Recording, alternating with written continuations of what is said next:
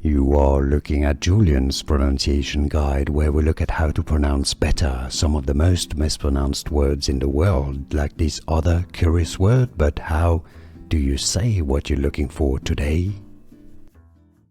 Let's learn how to pronounce this word correctly in English and break down the pronunciation. Both British and American English pronunciations are similar here, so it's easy once you know.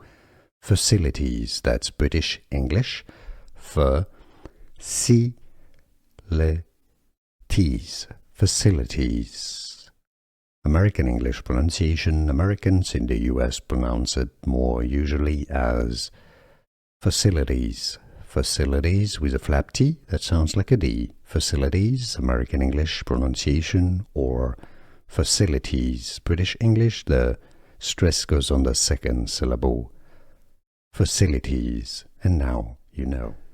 Here are more videos on how to pronounce more confusing words and names too many mispronounced. Like this video if you found it useful. I appreciate your support. I'll see you soon and thanks for watching.